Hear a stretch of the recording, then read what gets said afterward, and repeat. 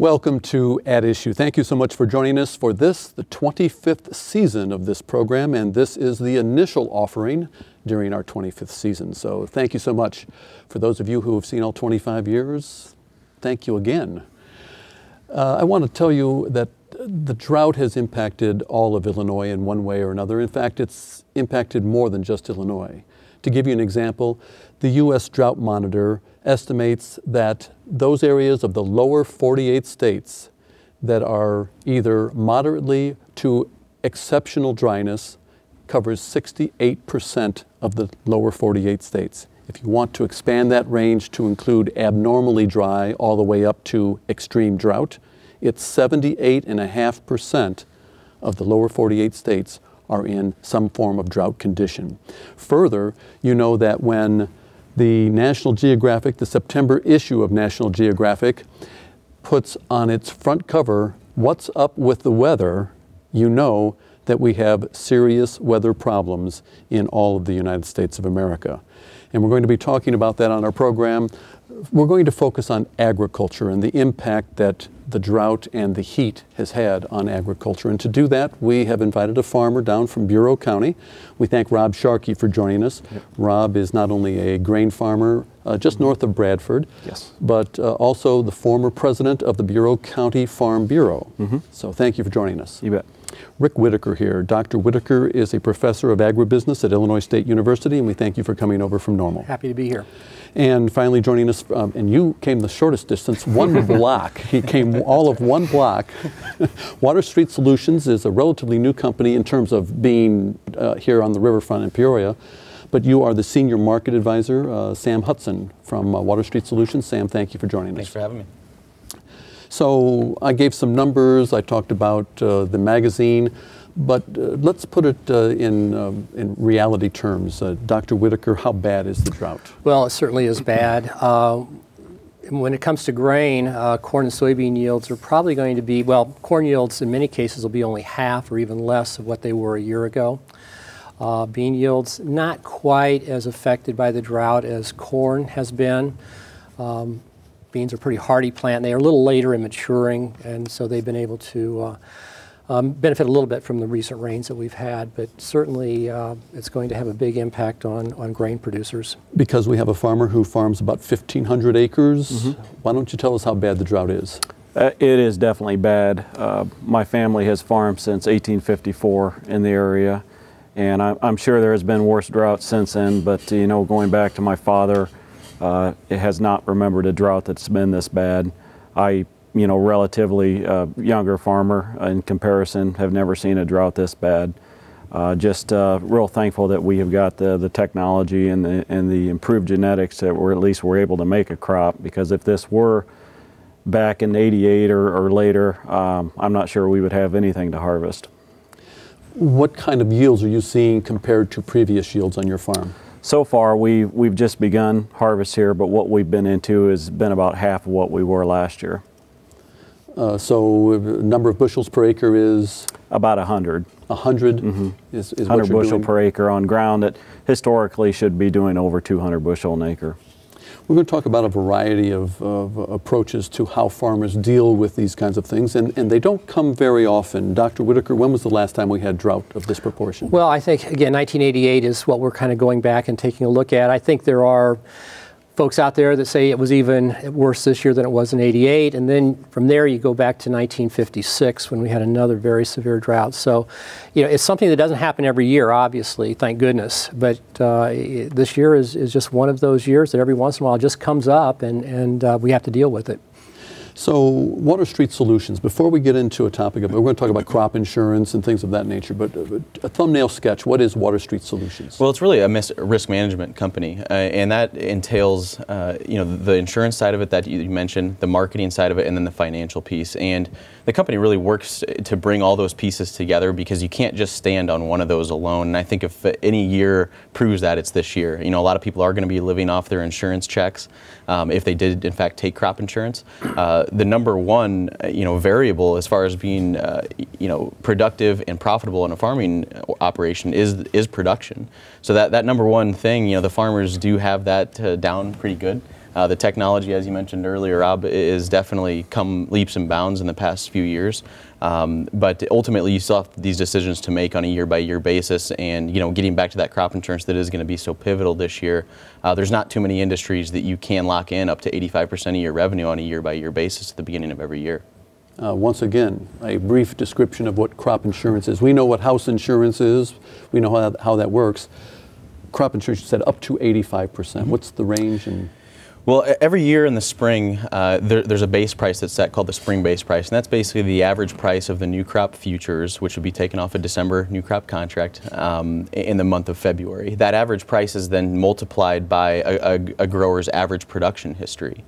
So whether that's 200 bushel or 180 bushel, it's a multiplication factor, and they can basically lock in that amount of dollars per acre for their farming operation.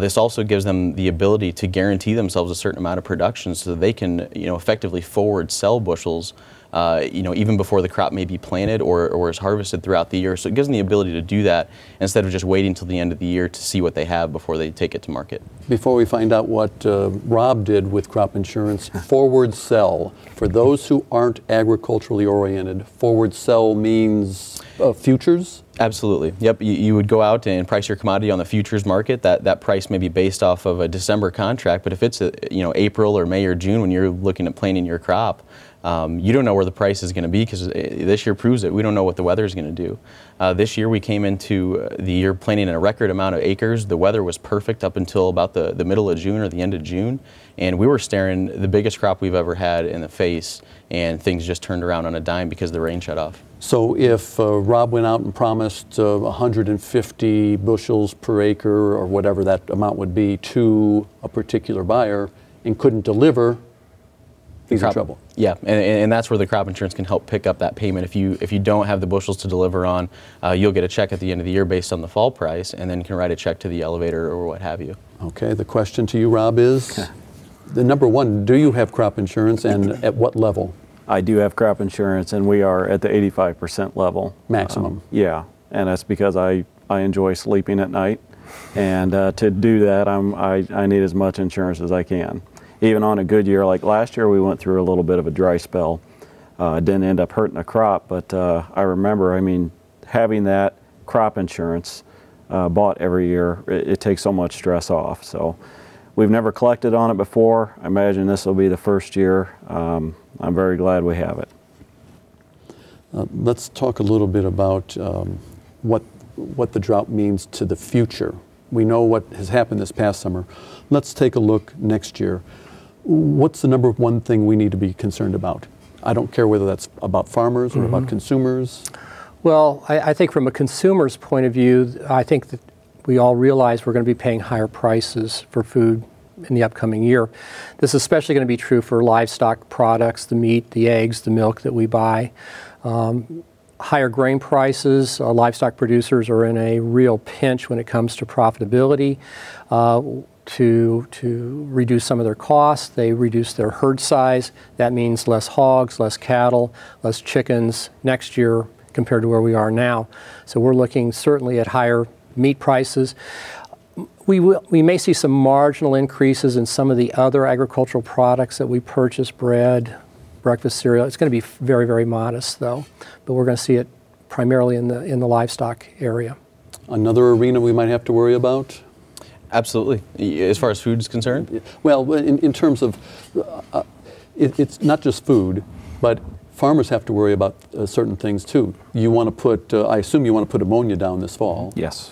Yep. And if it's still dry, if it remains dry, is that a good idea? Well, the problem, and Rob might be able to speak to this, but if the earth and soil are very dry this fall when we go to put on some of that fertilizer, you're not going to be able to get, the furrow to close behind whatever is putting it in the ground, and in that case, that can leak out into the air and essentially be non-effective for the following year. So it's easier in this part of the country, central Illinois area, to replenish that because our soils are heavier than some other areas of the country.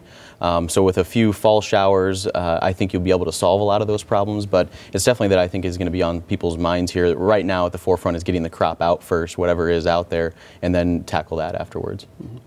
What about disease? Yeah, definitely disease is increased on a drought situation. Anytime you're taking that plant, whether it's a corn plant or a bean plant, and you're putting it under stress, just like a human being, you know, when they're out in the cold, they're more apt to get a cold. When you're under stress, you're more apt to have a disease. Probably the biggest one that we hear about this year is called aflatoxin. That is actually a mold that grows on the kernels itself. It is more prevalent in a drought year, and especially a drought year that gets some rain towards the end of that drought year, which we have this year. When we pick our crop, if we believe we have it, we call our insurance agent, because it is insurable through crop insurance, but it has to be looked at in the field first. And when we take that, when we pick a load of corn and we send it into an elevator or an ethanol plant, they're testing it this year for aflatoxin. There's several different tests. A simple one is putting it under a black light, and this mold will actually kind of glow. And if you have aflatoxin, they reject the load, and then you're stuck with some corn. So it can be a very serious issue. So far in my area, we're only seeing little bits of it. Let's hope that's the way it stays. So is the corn of no value, or can it be used in some other capacity? There is some options. I mean, there are some things you can do with it. I know some of my neighbors are trying to put it through a grain dryer to try to kill it. It is not something that's harmful to humans. It's something that, you know, if you were to feed it to an animal, the animal would get sick. So definitely the livestock producers don't want it. But we're kind of hoping maybe we're going to, you know, miss the bullet here on this one. But, you know, as you hear more and more neighbors saying, yeah, we got rejected for a load here or there, it really starts to get in your back of mind that we're going to see a lot of it. So if I understand this correctly, under this year's conditions, while we really encouraged Hurricane Isaac to come up and dump its rain on central Illinois, that wasn't necessarily all good. You know, it's a two-edged sword there, really. You know, there's some good and there's some bad, obviously. Certainly, Rob may want to address this. I think the soybeans did get a little bit of a boost in terms of pod fill and so forth with the rains that came up. So I think that was a kind of a little bit of a positive thing there. Certainly, we need to start getting rains, obviously, to recharge our subsoil moisture. So it was certainly welcome in that sense to start to get a little moisture in the ground. But again, it is a bit of a two-edged sword. I don't know, the aflatoxin issue, we're just at the very beginning of, I think, really fully appreciating what this ultimately might mean.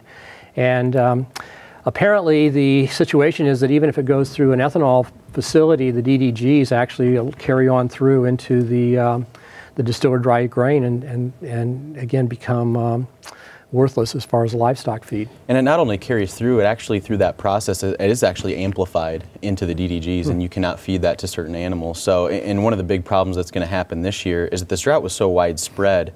In a normal year, if you just have these isolated areas that had that problem and have this issue, some of that grain can inevitably be blended to a certain extent to where the levels are so low that it's going to pass grade, you know, through the chain. But when you have that problem everywhere, there's not enough grain left over from last year and not enough new crop bushels that are good enough, high quality enough to blend that off to get it to a low enough level. Both of you use the term DDG. Help me on that one. Dried distiller grain. Oh, dried distiller grain. And that's it's a byproduct or ethanol. A co-product of the ethanol industry. Yes. Okay, Yep. all right. Fed to livestock. Because, yeah, livestock do get a byproduct of ethanol. Let's go back. I want to go back to, you said early on, sleep at night. I want to sleep at night. And so that's why you have 85% insurance or crop coverage. Yes. Not all farmers did 85. Well, as a matter of fact, do you have any idea of, is there a measurement of how many farmers used 55%, how many didn't, or? Well, not enough used 85, and that's really should be all. And I've talked to, you know, in the role here, I've been through a lot of farm shows and events, and, you know, you just talk to a lot of producers. And I don't know that I talked to many that had the proper crop insurance. You know, Rob did, a lot of our clients do in place, of course, and that's not to toot our own horn, it's just part of the business practice. But farmers are very cost oriented. You know, they want to produce as much as they can, sell it for the best price with as little cost as possible. And if they don't have to write a check for crop insurance, that reduces that cost. But to write a check for crop insurance for a certain amount of dollars per acre for what they're guaranteeing themselves out there, your home isn't going to probably burn down every year. Are you going to go without homeowners insurance? I don't think You're probably not going to get into a car accident. Or are you going to not buy car insurance? So it's really the same principles. But farmers may have fallen into a habit of saying, well, I've had 25 years or just about 25 years of really pretty good crops since at least '88, and then 1 year can wipe them out. Yeah. What are you hearing, I mean, obviously not using names, but what are you hearing from your fellow farmers? You know, I think the level, correct me if I'm wrong, is 85% that have some sort of crop insurance. So the majority of them do. I'm sure the ones that don't probably aren't saying, but the ones that don't might be the older farmer that is pretty financially okay. So he can weather the storm for a year. Let's hope so. And then some that aren't, you know, and that's going to be very, very tough to survive this year, even at, you know, if we have that $8 corn level, when you have half a crop, especially when I would say majority of farmers are selling some ahead, so we're not going to be getting $8 for all that corn that we're growing. We've sold some at $5, we've sold some at $6 and at $7. So it's just because we have $8 corn now doesn't mean that this corn that we're picking is all going to be sold for $8. And it might be that, correct me if I'm wrong, but I assume that some farmers who may have bought some ground recently with inflated prices might be more susceptible to. Well, that's right. You know, with inflated commodity prices and land prices, you know, maybe they've expanded here recently, and if they haven't purchased that insurance against that new ground, that can really set someone back exponentially even. And even if you don't have the 85% policy, you know, a certain level is going to be good, but you know, by 65%, when you're talking an input cost of almost $900 per acre, you go backwards very, very quickly, even if you've got a lower coverage level, because you have to have almost a disaster happen to you, which this year it did, so guys will still get a payment, but they may be leaving $200,000, $300,000, $400,000 on the table just because they bought down 65% instead of 85%. Back to the stress. and even at 85%. Well, if you have your house insured for 85%, your house burns down, you still got quite a bit to make up. But having that 85% covered does do a lot of stress. Farmers are funny creatures. I mean, most of farmers have grown up on a farm. It's in their blood, and what they like to do is they like to grow things. And when you can't grow something, even though everything you did was right. You got the seed in the ground right, you tilled it right, right chemicals, right fertilizer, you did everything right, and nothing's growing. It does get to you. It bothers you. And you can see that out in the country, in the coffee shops, you know, the pickup truck conventions on the side of the roads. You can see that stress when you're talking to my neighbors, and it's something that really doesn't get addressed when we talk about the price of corn or the shortage or how that's going to affect food prices. But it's something that's very real, and one thing that crop insurance definitely helps with. We've been talking about drought, and we know that researchers have been looking at how to develop seeds that will be more drought resistant. There's already some that are drought resistant. Is there any, not that it's going to help 2012, but where are we with regard to drought-resistant research? Well, I think we're just at the beginning. I think there's going to be a lot of effort, especially after this year, to really have the seed producers try to really focus in on drought-resistant types of varieties. I think the farming community is going to be very interested in taking a look at some of the varieties that did well this year compared to some of the ones that didn't do so well, and so there's going to be a lot of interest in trying to identify those numbers that really did a good job this year. Do you plant a variety of seed? Yeah, generally when a farmer looks at what seed he's going to plant, the different genetics, he's going to break that up into what we call racehorse varieties and workhorse varieties. Varieties that are going to do well or better in a year like this, that are healthier plant but might not produce as much yield, compared to the racehorse, which is, if conditions are right, they're really going to grow and they're going to produce the most corn there. So you really have to balance it out, because you don't know what kind of year you're going to have. And so, what's that mean for purchasing seed next year? What are you going to do? I don't know. You know, you call it what, cost orientated? Cost oriented. Yeah, farmers are cheap. That's what he's trying to say. It's it all really just depends on. Yeah, I mean, this year you're going to be looking at varieties that can handle stress well for next year, because it's in the back of your mind.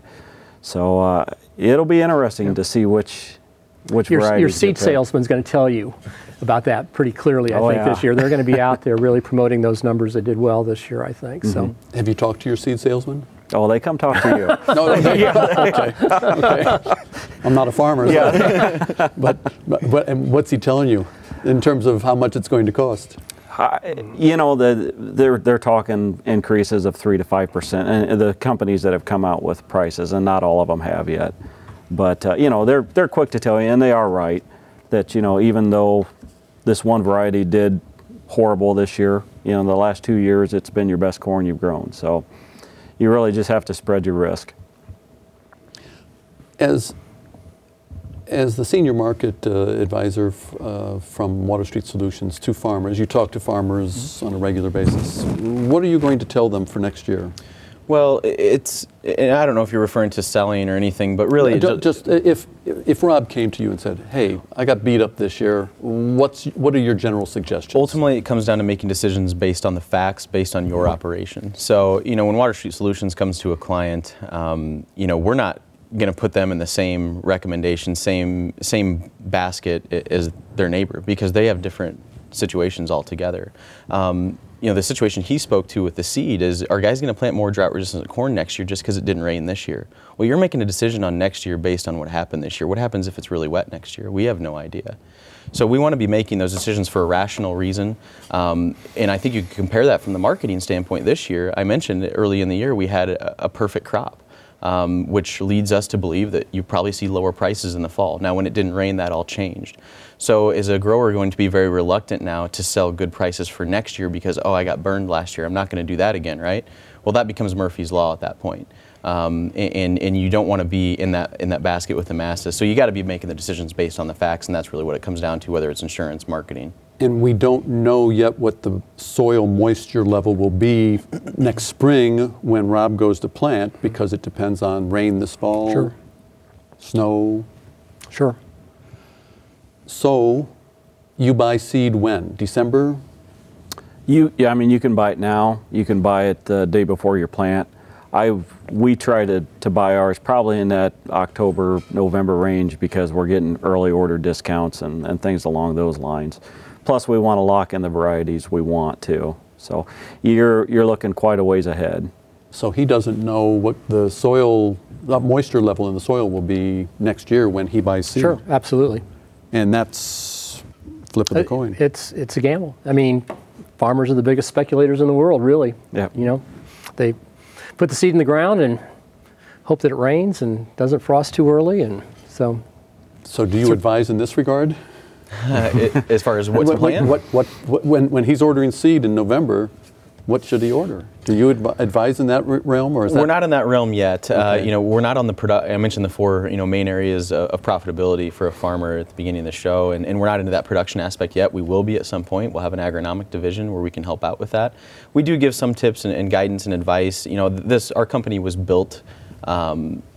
Originally, you know, the president of our company had an agronomic background. That was his passion. That's how he got started. And then through helping them make those decisions and leadership, he was informed by his clients that, hey, there's a need on the marketing side, on this insurance side, because that was the time when things began to get more volatile, and you need a trusted advisor that you can turn to help make those decisions.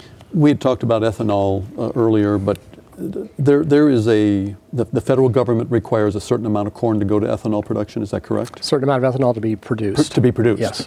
And that requires a certain amount of corn, of course. Yeah. So might that change because we're going to be short on livestock feed possibly, or do we import it, or how?